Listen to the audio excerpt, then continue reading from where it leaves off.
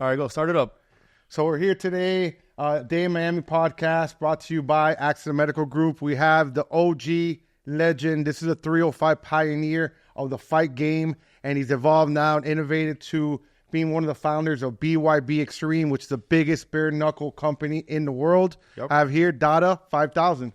Let's go. This has actually been a long time coming. I'm happy AMG got to get it done for us. I've been a big fan of Dada. I've spoken to you on multiple occasions. We just recently saw each other at the Pig Roast Bowl. You came out to support with BYB and AMG as well. Dada, for those people who may not know you, tell them a little bit about who you are and what you're doing right now. Well, my name is Dafir, but for the world who couldn't pronounce Dafir, I made it easy for everybody. Dada. You know what I'm saying? So it's short for Dafir. And I'm originally from Nassau in the Bahamas, raised up inside Pembroke, Florida.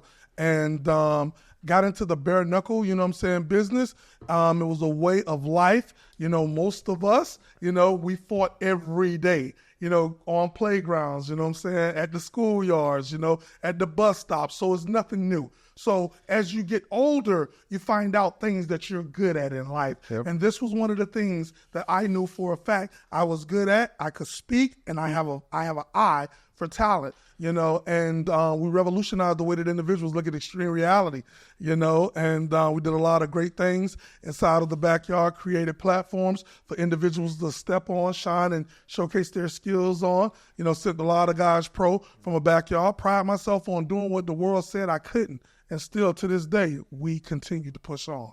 You definitely do. I want to get right into it. I'm sure a lot of people have questions. I'm 36, so I grew up kind of like that, MySpace, video time, and we were talking a little bit about it earlier. And from talking to you, it seems like it started even before that, those backyard brawls, right? Mm-hmm. How did that originate? Like, how did that put Miami or Perrine, when you guys would have and host those backyard brawls, on the map and bring combat sports to Miami? Okay, well, great question. When you look at South Beach, right? When you look at people visiting Miami, everybody talks about, the clear skies, the beaches, and so forth like that. We gave the visitors that were coming to Miami something else to look forward to other than a South Beach. Now, how did we do it? Again, I'm not an inventor. I'm an innovator. Creative minds never take a day off. Yeah, I like right? that. So I take things that already have been done, and I say, how could I make it better, right? A lot of other individuals, they think the opposite. But how could I make it better, and make it more appealing, for individuals to give it that second look? And inside Perrine, I know that, hey, this right here was an economy. This was a community, that needed some fixing up to do. Yeah. Well, what year was that when you guys started doing that? Well, RIP to Kimbo Slice. He kicked off in 05, and I started rolling with those guys. And, I seen a lot of things that were not being done that could have been done. But again, I'm so ahead of my time, to the point that a lot of other individuals, they didn't see it. So I couldn't fault them for not being able to see it because it was a vision that I had. So if you didn't see it, you didn't see it. And I think that takes a lot also because at that time, all you have is boxing that's been around forever. You have UFC, but you don't have bare knuckle. You know what I mean? And UFC was barely acceptable at that time, and let alone bare knuckle. So how did you see the vision that this could someday be something that's accepted, that's sanctioned, and that you could promote to the masses? Because I've done my research. That's why I lasted for more than a decade. When everybody was saying, hey, this is illegal. Well, okay, you do have avenues that they could go down to try to prosecute you, right? But I knew enough to the point that this was not an affair for the police, right? When you look at the individuals that goes to church and the church needs funding, so they're selling dinners, out of the house, or the local guy up the street that's cutting hair on his porch, or the cookie lady that's selling cookies and candy. It's all a business. You're running a business inside of a residential environment. You wasn't zoned for that. Yeah. It's true. So it's like code and compliance. Those was the one. If I see that little car pull up and that person get out with no gun, no nothing, that will get my attention more than the cops. And because I understood, listen, I'm a student of the game, so I automatically knew what I could do, and how I need to do it to formulate it. So when backyard fighting being illegal at that time, right? Take me a little bit behind the scenes on how you guys would organize. Like, let's say you would organize a Kimbo fight, right? A fight. How would you guys organize it? How would you get it out there? without doing it too much that you're gonna get the cops called on you, but enough to make it like a crowd? Well, here's the thing, you know, I'm in Paran. That's only 15 blocks. It's a rough sector, right? But I growed up there. So for me, you know, I'm out everywhere with it, man. I had a little Ford Crown Victoria. I'm down at Homestead. You putting flyers up? Man, I'm everywhere. Homestead, Florida City, you know what I'm saying? I'm everywhere with it. You know, posting flyers, stopping the MTA buses, giving the people on bus. I would get on at one stop, give out flyers, and get off at the next stop. You know what I'm saying? And I'm at the park then, so I'm passing. That's free transportation. Man, I wish I would have gone to one of those fights, man. So it's like the way that I did it, how I organized it, you know what I'm saying, was totally different because keep one thing in mind. Bare knuckle fighting was always a taboo subject. Yeah.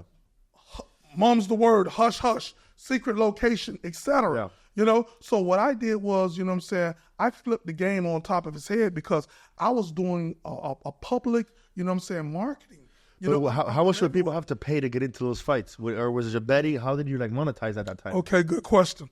Okay, so the fights. Like, I want you to take me back to those moments. Like, try to bring us in there, man. Well, the fights were free.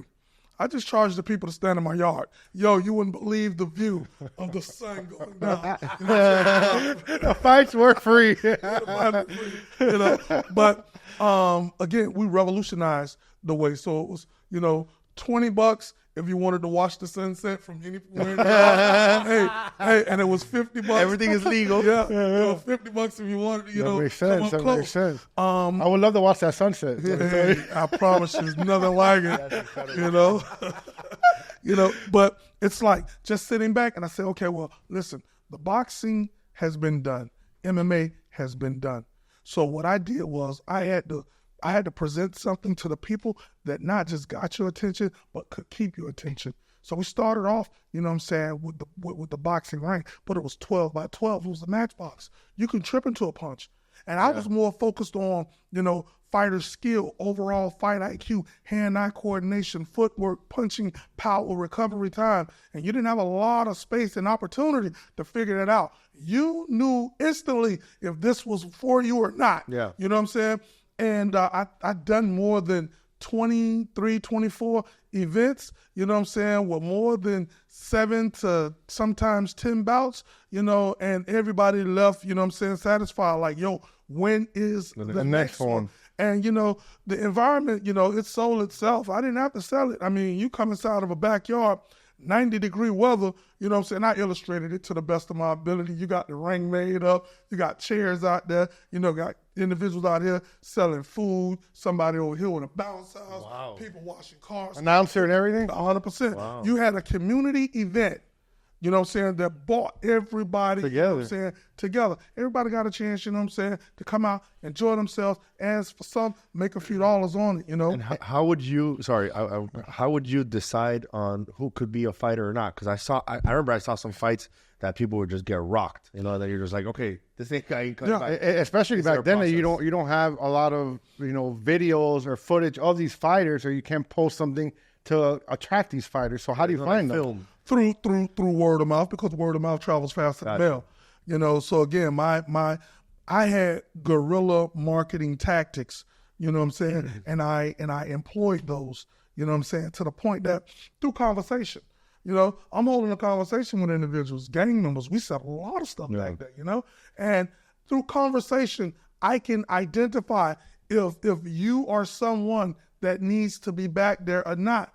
Because some people, they're not competitors. They take a hit and they want to take it to another level. So the methods that I use, you know what I'm saying, were second to none. Because you can look at a person and you can see their soul, you know what I'm saying, through the eyes. That's the gateway. You know, hey, man, look, why don't you just come back here and be a spectator? Because I already know you know what I'm saying? And everybody's safety is on me. Of course, I'm. You know what I'm saying? It don't matter if you're a participant or you're a spectator. You know what I'm saying? So I'm all over the place. I could see, you know, some tension over here building up. Hey, guys, how y'all doing? Everything good? Man, listen, if y'all need anything, you know what I'm saying, hit me, give me a shout, you know what I'm saying? And I'm here. That's why we really had no issues. You got different sectors of gangs in the yard, you know?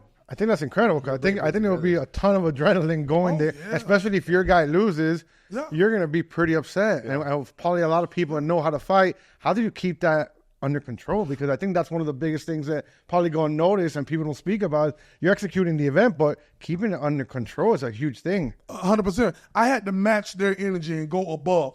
So if you look at those fights, I'm really energetic.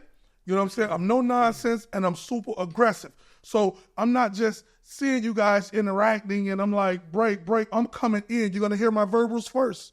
And then I'm coming through and I'm separating.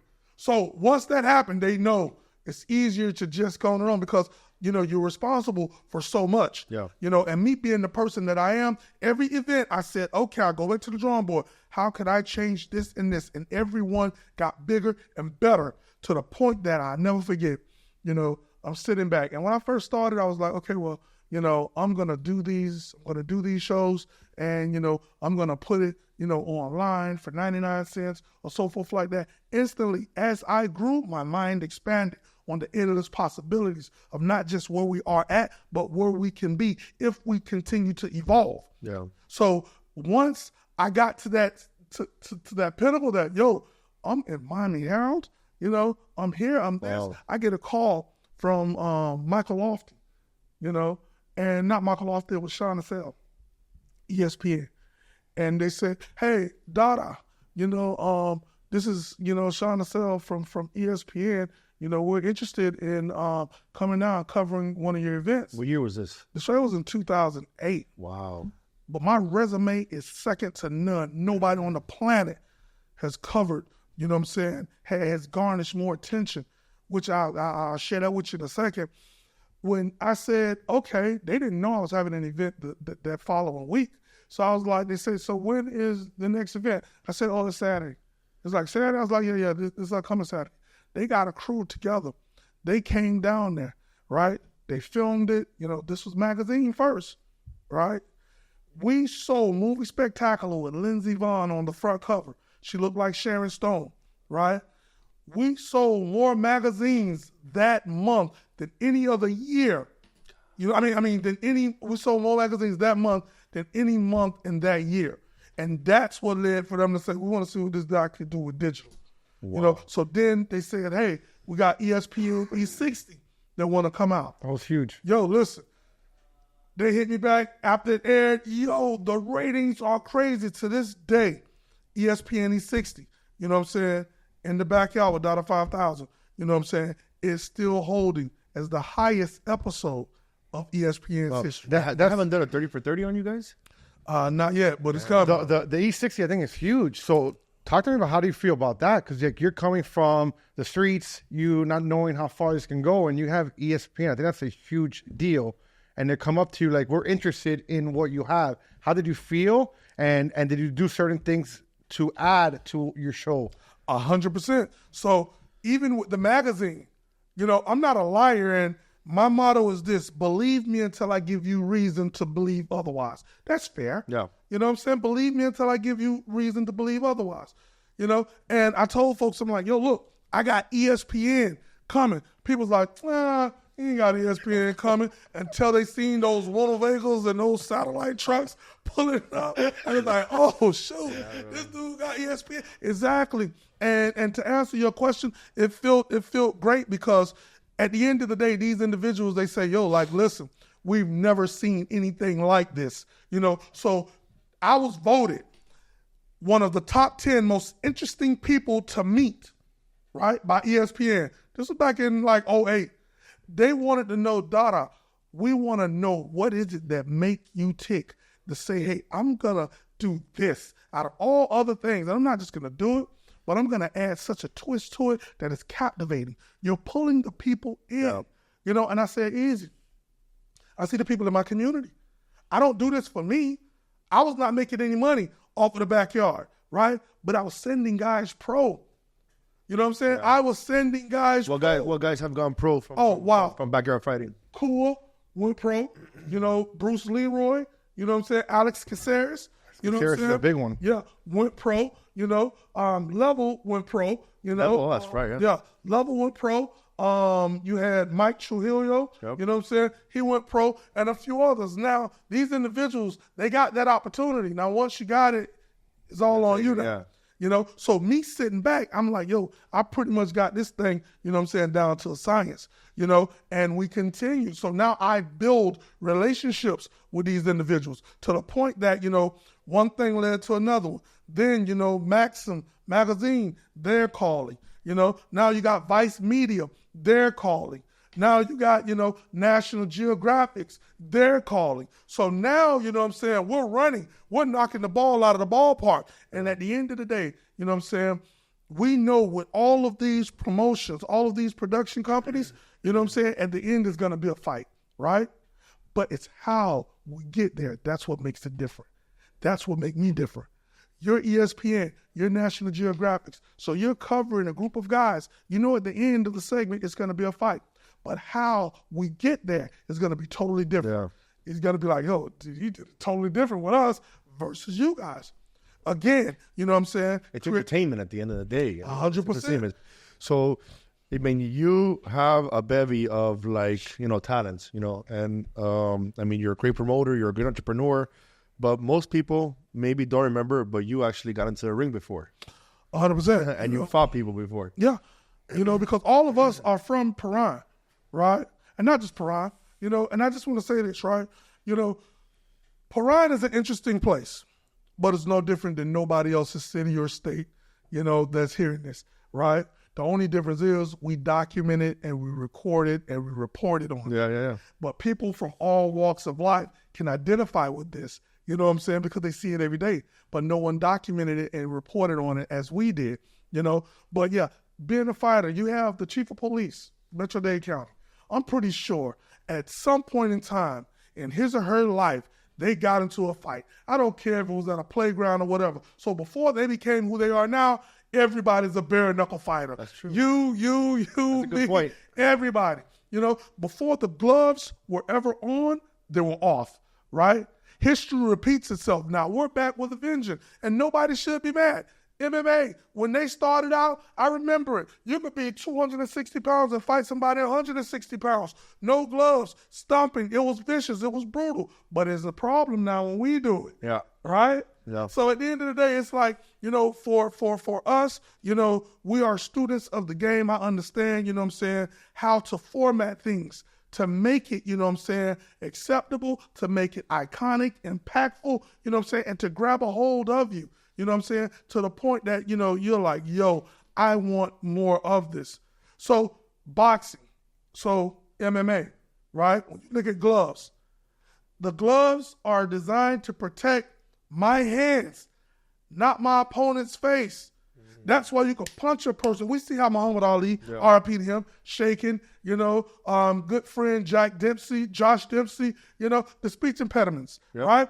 That's all because of blunt force trauma. You know what I'm saying? But they don't want to talk about that. They say, hey, listen, bare-knuckle is so dangerous. So we seen John Bones Jones, UFC, the other night. Yep, we did. Could you imagine taking a raw elbow? That generates more power than a fist, right? Could you, you know, just fancy, you know what I'm saying, the thought of somebody clenching you and bringing you into a knee, leg kicking you. You know what I'm saying? Those to the legs head. hurt, man. They look like it hurt. It's a lot more dangerous. Yeah. You know, 100%. people see that, and I think the main thing is because you have a lot more laceration, so they associate blood with being more dangerous, and that it couldn't be further from the truth. Yeah.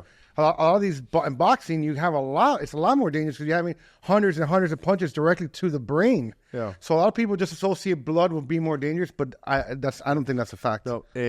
So we had a really big star come out of Miami, which was Kimbo Slice. I think that was one of like the biggest people that, you know, took that backyard brawl out. You've got in the ring with Kimbo Slice in one of the backyard brawls. I want you to talk to the people who don't know him, like our friend right here. A lot of people don't remember him and what he did for like the combat sports in the community. Just like share a little bit about how he was as a person. I never got a chance to meet him, and how it was actually like fighting him. Well, I tell you like this, right? Good guy, you know, strong guy, talented guy. We go back many, many years. Both of us are from the same place, right? And coming up, we're talking like this, you know? Oh, you grew up together? Yeah, he's in Pine Crest. You know, I'm right there in Paran. That's right up the streets. Yeah. Same school buses. You know what I'm saying? Same classroom settings. You know, there was like a couple years older, but, you know, we had the same, you know, classroom settings. And I seen him as a star even then, right, in school, because he was always big. He was bigger than most grown men. He was beating up grown men at 12 years old. Massive. And once he got to Paul Middle Senior High School, I always said, yo, he was playing linebacker. And it was like, yo, they just got to get this dude the ball on a sweep. And just Run people over. Yeah, just get, because he was bigger than everybody else. So at that, you know what I'm saying, good dude, you know, Hurricane Andrew hit in 1992, kind of shift things around. But the business, you know, the business, it changes you, you know what I'm saying, drastically. You know, so you can grow up with somebody like how I grew up with him, and I seen the person that I grew up with, you know, I seen him, you know, change into this person that he had to become to sustain himself, you know what I'm saying, in this environment, you know. And I wasn't mad at that, you know what I'm saying, but I also seen, you know, hey, how that energy shifts, you know. So it's like me being the person that I am, again, I'm a strategist, yo. I think of things, you know. And I try to figure things out to the best of my ability, you know, and I got a chance to roll with them, you know, city to city, state to state. Oh, wow. From the private jets, you know what I'm saying, to you name it. I was there, you know what I'm saying? So now just envision this, you know, that I'm seeing all of these things and I'm thinking on how could we make it bigger and better. That's the innovative part. I was doing it in the backyard, right? So I'm seeing this stuff, you know, and I would tell them, I'm like, yo, look, man, I think that we need to do this. You're going pro now.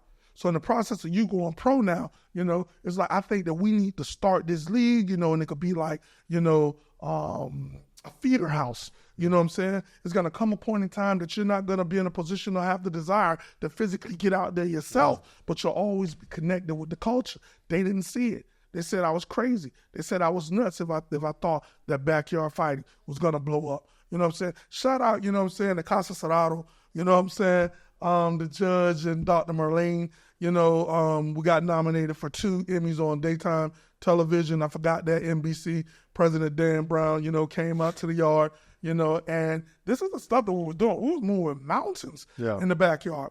Everybody from Terror Squad, Fat Joe, man, listen, everybody was coming to the yard. Oh, you know what I'm saying? Show. Man, listen, we wasn't playing. Man, we even had Bubba Sparks to come out there. Hey, he rocked the house. He had the hit booty. Yeah, that's a big one. Yeah, we wasn't playing with him, you know. But this just showed that, you know, for individuals, you know what I'm saying, to book flights to come down there, you know what I'm saying, what were we doing that was so different? You know what I'm saying? We presented certain things that you had to come see if it was true. Because keep in mind, it was always a taboo subject. You know what I'm saying? It was always, you know what I'm saying, underground. So when I started promoting this, you know what I'm saying, and offering it to the public, nobody had a solution to this problem because there was no statute, there was no code that said I couldn't do it. So it was nothing inside the Dade County Municipal Police book that says I couldn't do it. So by the time that they had to, you know, put something in the legislature, I hadn't took the butter from the duck. It's nothing else that I could have done. It's nothing else that nobody, you know, could have come behind me and did that would have made me say, I wonder why I didn't think of that, you know? And to all of the individuals that's doing this now, I just want to caution them, right? Because you have a lot of, you know, the street beefs and a lot of these other individuals that's doing this. Which cameraman? This is my R. Kelly. Yours right here. Okay. Hey, listen, I just want to let you guys know, you know, that it's not, you know what I'm saying, it's not legalized. It's not acknowledged by the State Athletic Commission. That's what makes it illegal, right? And, you know, somebody gets hit back there and they die. You know what I'm saying? 2 people going to jail. The person that hit the person and the person that put the event on. You know what I'm saying? For sure. And that footage is going to be there to convict you. You know what I'm saying? At your trial. So they say, hey, well, Dada, you was doing it. Hey, thank God, knock on wood, you know. I mean, that was just at a time.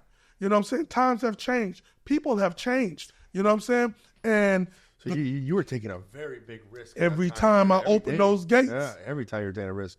You could have gone to jail for life. Yeah. Listen, when I got served with the cease and desist, right?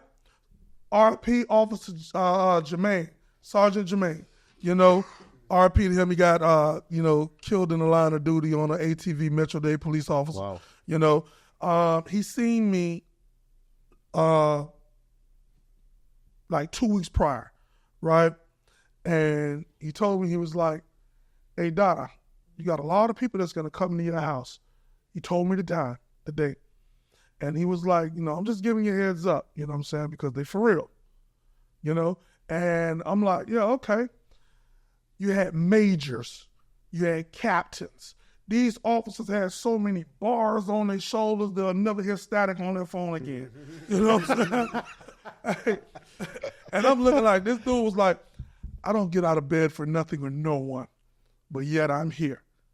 Now you got Tom Malloy. Wait, they went to go watch? No, they came because I was getting too huge. Got you. Bro, listen, I was on my way to becoming a multimillionaire in the backyard, and not because of the money, you know what I'm saying, that people thought I was getting off the gate, because all that was going to the fighters, but the business acumen that I have, that I knew how to leverage the relationships with the networks. Of course. So now you have, all of these, dojo companies, MMA gyms, when they're athletes are saying, hey, I'm canceling my subscription. You know what I'm saying? I'm going to Dada house and I'm fighting in the backyard. You know what I'm saying? Pablo them, they just went pro, and it's like, what? You hear that enough. Who the hell is this Dada guy? We had over 350 plus calls in less than 2 hours on me to the Florida Boxing Athletic Commission. Now, the Florida Boxing Athletic Commission, they don't have arresting powers. So they call on the municipalities that do. And that right there, you know what I'm saying, is Metro Dade. Now, as you see, Metro Dade, they knew what I was doing in the backyard. You know what I'm saying? And it was like an easy day for them, because everybody that you probably thought was starting problems, they was back there. They're there. You know what I'm saying? Hanging out. Exactly. So now that, they say, okay, well, it's becoming a problem. This guy's costing me money. I'm not going to pay no more sanctioning fees. I'm going to go in my backyard and I'm going to, set it up, and I'm going to do what Dada do. So they tied their hands. They made them come after me, right? So when they knocked on the door, and I came to the door, man, you had about like 20, 30 high ranking. The smallest guy there was a sergeant. Then you had the Florida Boxing Athletic Commissioners, directors and stuff. They were there. They served me with...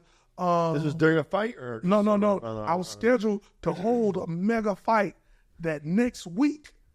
They served me with a cease and desist. Gotcha. Right before. Right before. And, I looked at them. I just gave them a hard bluff. And I seen them people weren't playing. I was like, listen, you guys, wow, man, I got to do it. I'm too far in on this thing. You know what I'm saying? How about, after this one, then that weekend, you figure it out.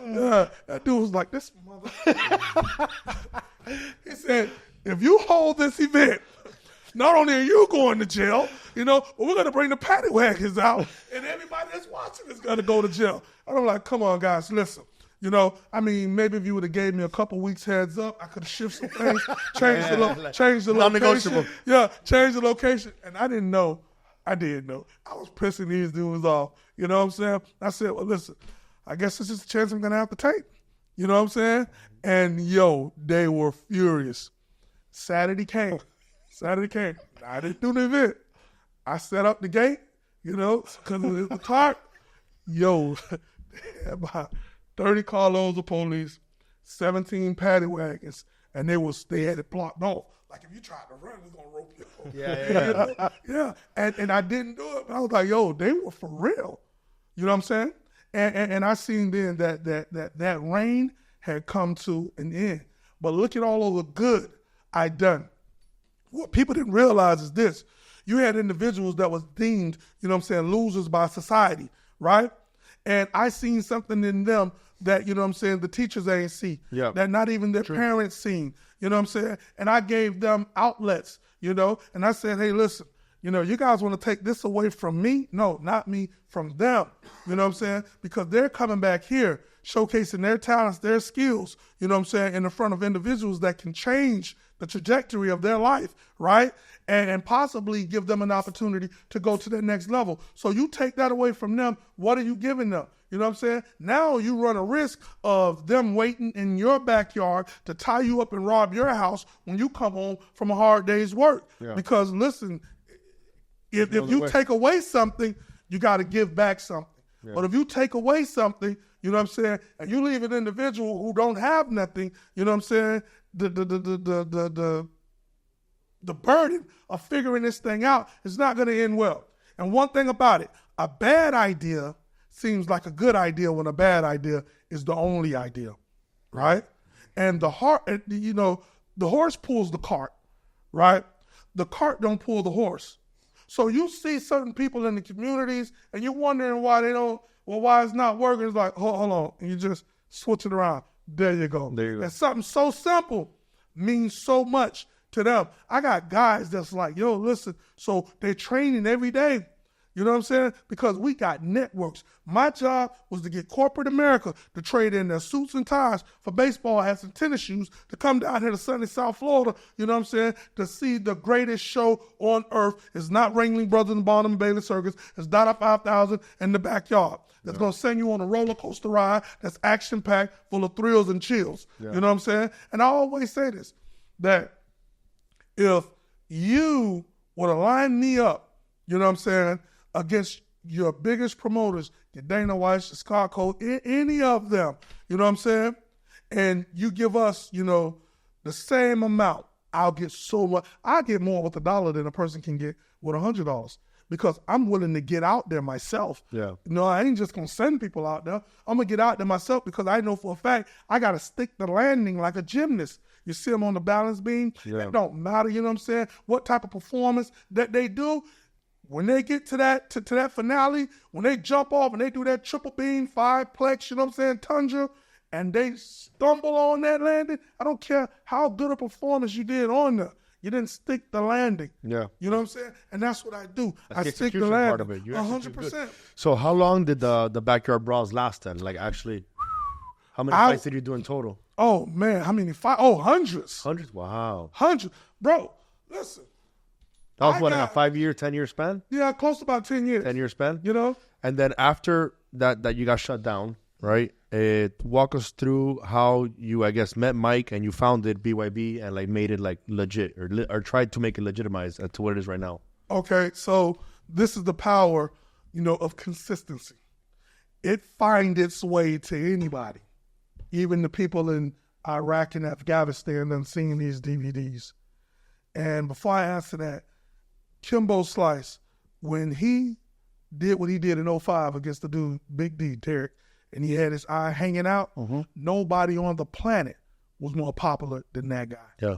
I came behind him, and I created a platform to give everybody, no matter if you're Cuban, Haitian, you know what I'm saying, African, Russian, you know what I'm saying, Guatemalan, you know what I'm saying, Ecuadorian. If you feel like you got what it takes to be that Kimbo of your peoples, you know what I'm saying, I'm going to give you, you know what I'm saying, that platform. And that's what made us different. So a lot of people's like, oh man, Dada trying to be, no, Dada ain't put that burden on himself.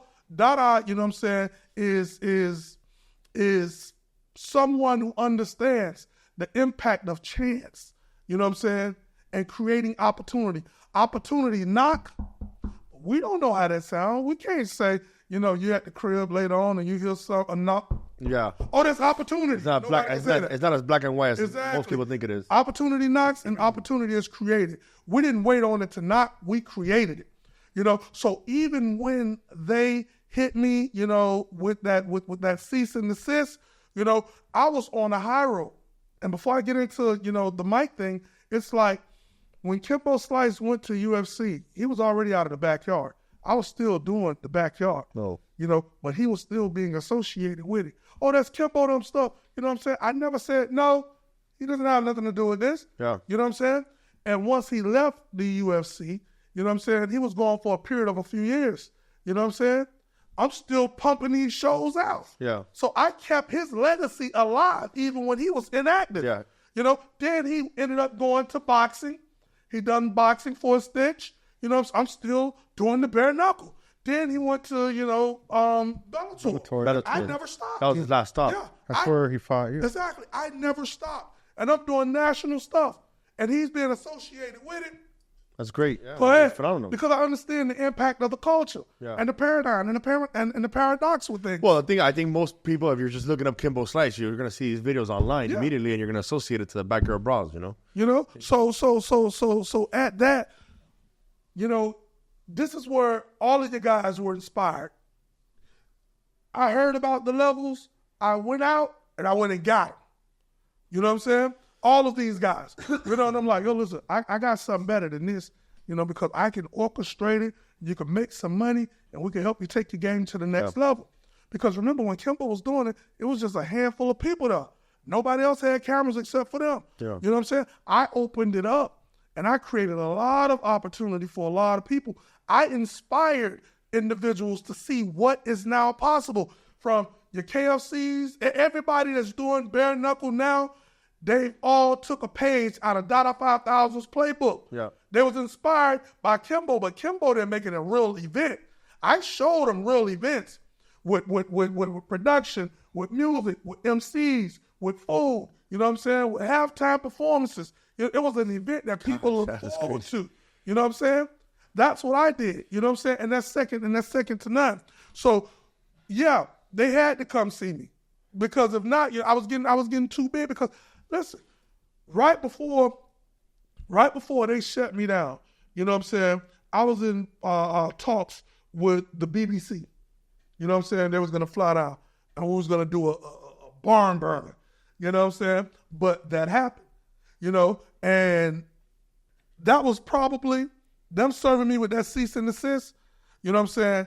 It really, saved me. Yeah. I'm going to tell you why. Because I was heading to prison. Yeah, you were gonna. At one point, something was gonna happen. Bro, listen. And when I say I was heading to prison, it was gonna be federal. RIP again to Sergeant Jermaine. When he said Dada, them dudes, they coming. When they served me with that cease and desist, they were already trying to build a case on me, a RICO case. Yeah. There was no way I would have been able to get out of that.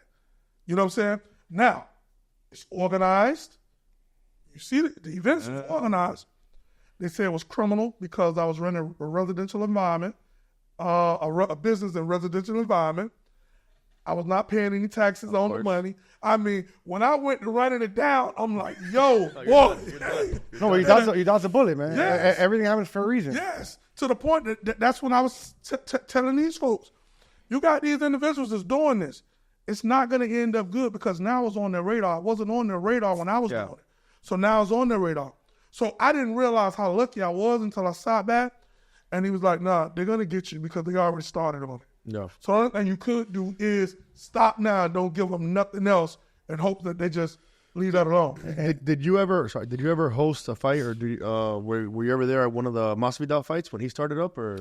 No, I didn't, because he just fought twice. He fought twice in the backyard? And he fought twice in the backyard. Same guy, right? Right, yeah, Ray Convo. Right. Kimbo them, they was at a complex when he fought Ray the first time. Way bigger than him, too. Yeah. He fought, he fought, they was calling him Ponytail. Ponytail, yeah, I remember. So it's like, he fought Ray twice, he beat Ray twice, you know what I'm saying? But he was just at that, he was just at that moment that everything connected.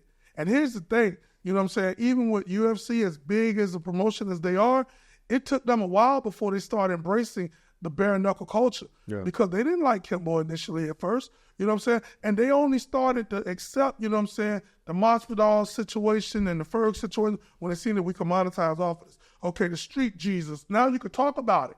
But again, I got guys that went to the UFC. So I asked Bruce Leroy, I'm like, yo, Bruce, hey, listen. With the bear, he was like, Dada, can't mention none of that. Wow. That was frowned upon for the longest time. Yeah, like if you mention Dada 5000 or bare-knuckle on their platform, you may not be seen again. Yeah, 100%. You may not be seen again. So when I put it in perspective, you know what I'm saying, to be now the voice for the voiceless, standing up for those who can't stand for themselves, and being that individual that can share my experiences with these individuals. Now, some may listen, some may don't. You know what I'm saying? But I know where I was heading at, but I had a ball. You know what I'm saying? And I helped a lot of people along the way, you know. When I sat down with Mike Vazquez, and how I got to Mike Vazquez was Ray Guns. Okay. Oh, wow. Yeah, we both know Ray. Yeah. Ray Guns introduced me to Jose Pepe Cyrus. Okay. Pepe was with Pitbull for many, many years. Uly introduced you. Yes. And Pep said, Dada, I got somebody that I think, you know what I'm saying, can help, right? So I'm like, okay, that's great. We sat down with Mike, and we're just looking, you know what I'm saying, for the business acumen that Mike has, and, you know what I'm saying, to him with NASCAR diversity, you know what I'm saying, putting NASCAR together and stuff like that. So he knows how to format some things. And who's going to go out and get investors, right? What year was this? Sorry. Oh, it was in 2014. Gotcha. 10-year anniversary is coming. Yeah. You know, it's already here. Oh, that's correct. Yeah, that's what we're doing. You know, so it's like, once I sat down with him, he was like, well, yeah, Dada, I know who you are. I've heard about you, you know, and I'm interested, you know. And we sat down, you know, we had a couple more meetings. We formulated, you know what I'm saying, the contract, you know, and we put it together. You know, it's been a long, interesting journey. Yeah. In 10 years, you know, we are now the premier. You know, we have Mike Goldberg from the UFC, you know, who was with. Which is know, huge. Yes. We have him. We have Paulie. Big Mo, who just done the Tyson-Jake Paul fight. We have Big Mo, a ring announcer. We got, you know, Claudia Trejos, you know what I'm saying? First Hispanic mainstream female, you know what I'm saying, broadcaster, commentator, you know. Who else we have? We have Benny Ricardo, you know what I'm saying? We have a team of all-stars. So when people say BYB, the only thing backyard about us is where we start from. Yeah. You know what I'm saying? But we're the real deal. And again, you know, creative minds never take a day off. So while I'm sitting there, we're talking, you know, Mike, sharp dude, you know, and he was like, Dada, we got to clean it up. Yeah. How? Yeah, we got to clean it up, you know. And he put his money where his mouth is. You know, he's got behind me, and we didn't look back. Now BYB, you know what I'm saying, we have the biggest roster, city to city, state to state, out of the country, overseas, just left, you know, London, you know, out in Dubai, you know, and in 2025, we're doing between 16 to 20 shows. Some months we're going to be doing 2 shows a month, you know. And here's the kicker. Again, the boxing ring has been done, right? Those who share the boxing ring is the boxers and the wrestlers. The octagon, you know what I'm saying, the MMA fighters. There's only 2 promotions out there that owns their own patent. That's UFC and BYB. And for those that I'm going to take them down memory lane, you know what I'm saying, so they could be like, oh, wow, I didn't see that. This hairstyle is upside down triangles, right? If I had them right side up, it'd be like, hey, this fucking guy with triangle in his hair. That's how long I've been formulating on the blueprints. I had it right in plain sight, and people still couldn't put it together. When you look at astrology, when you look at numerology, when you look at, you know, constellations and all of this type of stuff here, this is the stuff that I focus on. I take things from here and bring it to here and make it make sense, tied together like a pair of shoelaces, right? So now it's like I'm sitting down and I was telling them, like, man, listen, we don't need to use the boxing ring. You know, I did something on Nat Geo, and it was the triangle ring. You eliminate confrontation. I mean, it promotes confrontation. Yeah, it eliminates running. So that original idea came from you? Yeah, we did it in the backyard. You know what I'm saying? And now you look at it, it's the most feared, the most effective fighting forum with a 98% knockout rate. It tests your overall fight IQ, it tests everything. You know what I'm saying? If you don't belong in there, it's going to show, because you're going to get exposed on a Friday or a Saturday night under the bright lights. You know what I'm saying? 100%. And when you look at why, the triangle is the most dominant. It's often at the top of conversation and speculation. You look on the back of a dollar bill, you have a triangle there, right? When you look at, the pyramids, people are still wondering how Dada 5000 did like the pyramids, right? When you look at, hey, that guy, he got caught in a love triangle. You know what I'm saying? Hey, listen, basketball, they run a triangle offense. You know what I'm saying? So when you look at things, the triangle has always been sought after. It's been always talked about. You know what I'm saying? And here's the kicker, right? You have the circle, you have the triangle, right? You have the square, you know what I'm saying? You have the rectangle. Then let's jump over here. You got the nonagon, you got the heptagon, you know what I'm saying? You have the pentagon, you have the octagon, you don't have a trigon. Yeah. Now you got a trigon. I can't wait till they put that, you know what I'm saying, aside, the equation as well. So, again, man, we just revolutionized the way that individuals look at extreme reality, and we're not stopping, now, So you guys you started BYB, right, officially. You make it official. I'm sure there was some type of path there, making it legal and all that. We've spoken to Mike about that before. How hard was it recruiting people, or was it relatively easier? You tapped into your network. Like, how did your first set of fighters come about? Well, we already pretty much had most of them. Okay. Great question, by the way. All you guys are throwing them out. Here's the thing. So when I was in the backyard, we wasn't doing any medicals, right? We wasn't doing none of the stuff that we're doing now, right? So this dude looks good, but he's one punch away from having a bad night. Yeah. You know what I'm saying? And who does that fall on?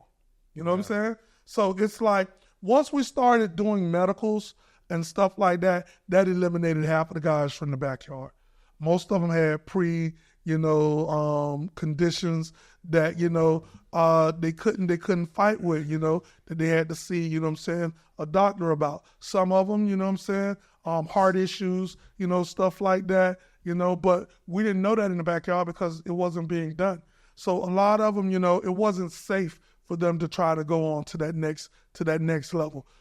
So those are just, supporters of the business, but some of them, they did get a chance. And then we started attracting the big boys, So now you got guys from boxing, from MMA, and people say backyard. Listen, you got a whole group of guys out there that are professionals from MMA, top quality contenders that don't just know how to punch, they know where to punch to sit you down. And when you put a person inside, listen, we have the tightest angles in combat sports. 360-degree angles. You know what I'm saying? So at the end of the day, that's 180 degrees of pure mayhem. And that's crazy, man. I've been to UFC fights many of times. Yeah. And when we went to that first fight that we went to in Pembroke in January, Uly's fight, the first one. Brawl on the Pines? Yes. Yeah, there's nothing like it. There's nothing like that. The action that triangle, the trigon, makes people have is incredible. Yeah. It's incredible. You can't compare the two with the action. I know I'm a huge MMA fan, but you cannot compare the two. You can take that UFC octagon and sit the trigon inside of it. It's the smallest sanctioned, legalized, ring, on the planet. We don't give you the options that none of these other programs give you. You done heard the term, he bought his bicycle in the ring? Yeah. Dude got on his bike. He ready. Yeah. I done seen dudes run in the boxing ring. I done seen dudes run inside the octagon. You know what I'm saying? But no, you can't run. The bicycle doesn't fit in the ring. Yeah, it doesn't. It doesn't fit in the ring. So obviously, we're very good friends with Uly. Uly the Monster. He just recently retired in the Brawl on the Pines 2. He had a good fight there. I want you to take us back behind his fastest knockout ever in combat sports, which I think erupted with you guys and it just took off, and how you actually got him into BYB. Well, again, Uly, great friend of mine, and I'm seeing most of these promotions, they aren't who they say they are. They're good enough to get you in, and as your tenure, goes, it's like, wow, man, maybe this ain't the best fit for me. So what we did was this. We leave the door open. When Uly got the fastest knockout, that was a celebration, not just for him, but for everybody that's rooting for him, that's rocking with him. You know what I'm saying? We all, celebrating that. You know what I'm saying? So it's like, once that transpired, Uly fought a few more times, and it's like, yo, look, BYB is a family-oriented, has a family-oriented base. You know what I'm saying? See, with most programs, when they're done with you, not saying that was the case with Uly, but when they're done with you, it's on to the next, Yeah, you're just a number, it's just next. Exactly, and you don't want to be on that side, you know what I'm saying? Yeah. When you have options, you have opportunity over here where you can really excel, you know what I'm saying?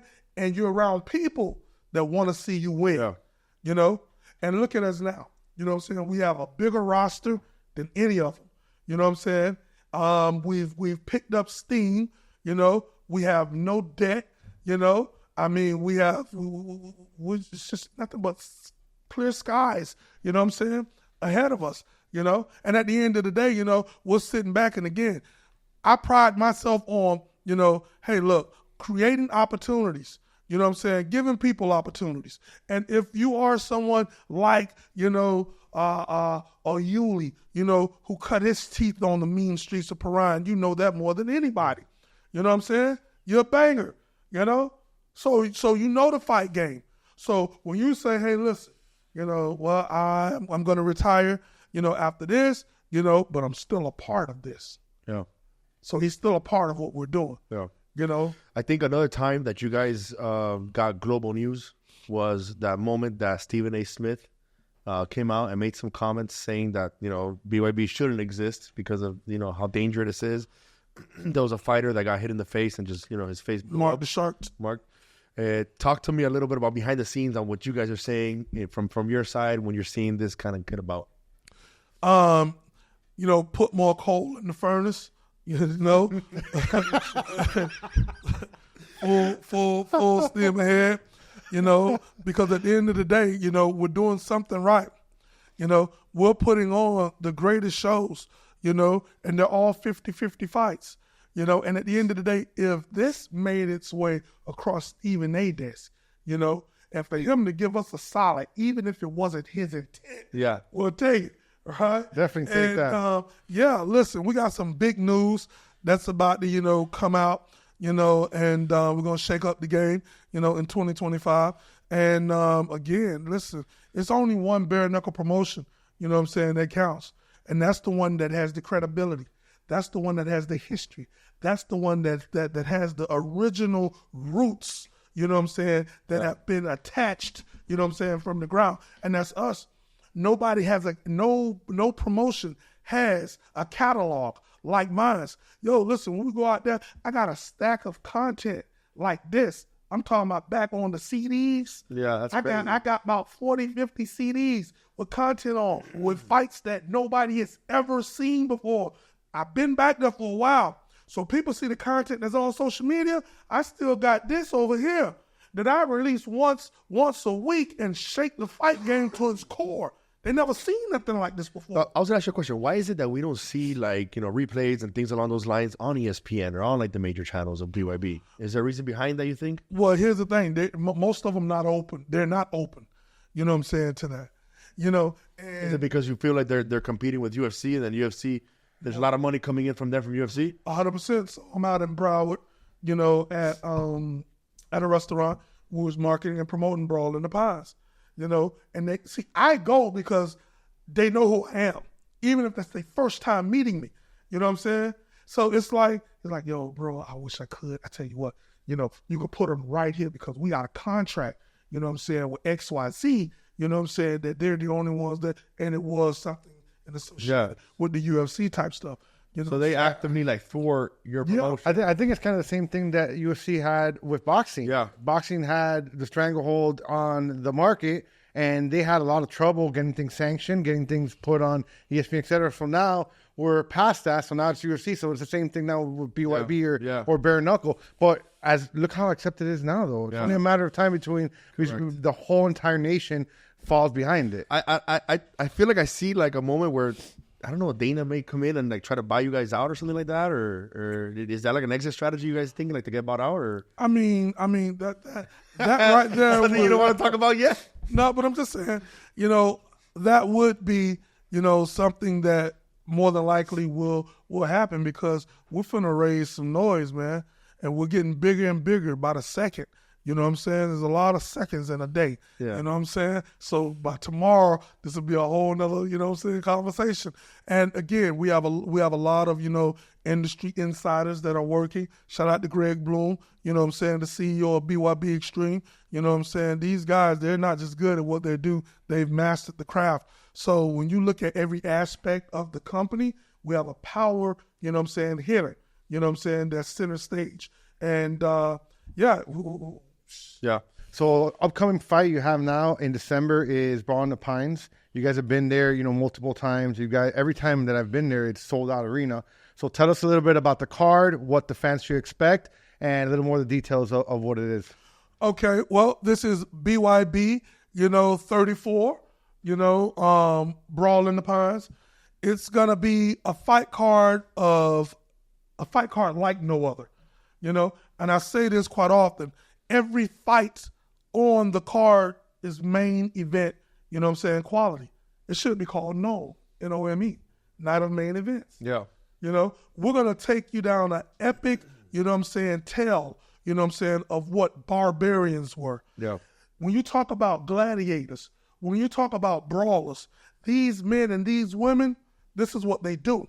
They're going to lay it all on the line for everybody's enjoyment out there, I was looking on the day and time and the day is going to be December 6th, and the first fights, is going to start roughly about 7 o'clock. The doors is going to open, about 6 o'clock. We have, the first Cuban heavyweight champion, Gustavo Trujillo, who's going to be defending his title against a tough lad, coming from across the pond. We have a couple titles, on the card. We have the Red Key Queen, Jamie Driver, is going to be going up against Sonya Drawling, and these individuals, they're brutal, the fight fans, it's going to be a historic night for Bareknuckle, we're going to end it out, we're going to end the year out, with a bang, and I say this all the time, every fight will be a finish, nothing, on the 6th of December, is going to go the distance. And when it comes to Bareknuckle at BYB Extreme, the world knows we make the weekends. Yeah. Listen, for anybody who's always wanted to go to a fight, this is one of the craziest fights. It's one of the craziest experiences I've ever had in my life. Being there and seeing people fight like that and just, it looks like a street fight, it's like things were meant to be, Yeah. And you're so close to it, and the fan experience is incredible. Every seat in the house is a great seat. I think that's one of the best things about it. That you feel like you're right there. You hear the punches. Yep. It's a great fight, and we usually like to go for finishes. And like you said, there's going to be every fight's going to be a finish. Well, one of the things that I was speaking, with Mike them about, and I'm gonna revisit that is to put microphones inside the ring, like so you can hear. Yeah. So they get inside the court. You give those fight fans that real, experience. Yeah. Exactly. And a lot of folks, they've mic'd the people up for home, for the referees and stuff like that. But at the end of the day, we're the pioneers of the movement. Nobody on the planet is doing it bigger or better than us. We are the originators, and I got to tell the folks, follow the originators. Not the imitators and duplicators. Everybody's taking the page out of the Dada 5000 book because what I did was I organized it to give you that real event feel and look. When individuals couldn't even fathom that this thing is real, Dada 5000 was doing it. So now, it's like we've caught up, to speed. So where I was back then, I already seen myself here. So now that we're here, they only can imagine, what my mind is right now. I was going to ask you, I had a couple top questions. We always ask this, it's like the softer side of Dada 5000. Don't get stumped, all right? Dada's top 3 restaurants in the city. Where are you going to? Wow, I would go to Ale House, Miller's Ale House. Okay, I love that place. Okay. I would go to a Bahama Breeze. Bahama Breeze is good. You're naming franchise places, so be careful. They're going to torture you in the comments. You got to get some local spots. Oh, shit. If you're naming the franchise spots, they're going to torture you. You're a Ryan Miami guy. You're naming franchises. Hey, let's take two. Let's take two. Okay. Damn. So that's all I get 3? Yeah, you get, okay, you go for more. That's not a problem. Okay. Carlos Seafood in Perrine. There you go. Okay. Off Homestead Avenue, you know, and, you know, finger licking. My guys, E-Class, Po' Boy, you know, yeah, those guys there. Okay, that's good. Finger licking. All right, I had, if you want to ask it to him, I was going to ask, like, his top 3 fighters coming out of Miami, you know? Like, you want to go ahead and go for that clip? Put on the spot like that? Or? Yeah. I mean, Yeah. Okay, cool. So out of all the fighters that, you know, have come out of Miami, it's a long list of ones that have fought in bare-knuckle, boxing, and UFC. What would you say are your top 3? my top 3, you know, well, I'll put Kimbo, you know, over here because he did open that door, you know. But those who had to, you know, get out there and grind, you know, I'm gonna definitely say, you know, a level Martinez is one of them. You know, I'm gonna throw George inside there. Masvidal? You know, Masvidal. Yeah. I'm gonna throw George inside there as well. And How did you get the name Street Jesus? Street Jesus, his hair, Oh, pony. okay. Gotcha. Yeah, you know, Right there. And I would say because we didn't have a lot of cultural guys of African American descent, you know, to burst through that door. So the majority of them, you know what I'm saying, are Latinos, you know. So I would say, you know, that really, you know, put a lot more eyes on Miami. Yeah, that would be level from the Rolls. In the backyard, George with his involvement, taking it on the UFC, you know, and Uly with his knockout. Yeah, Uly with the knockout was That made Guinness Book World Records. Yeah. It's a big thing. It's a big thing. Shout out to Uly. He's the man. Great friend. Great person. We gotta have. I would like to have Uly you on here at the same time. That'll be cool, man. That'll be a good one.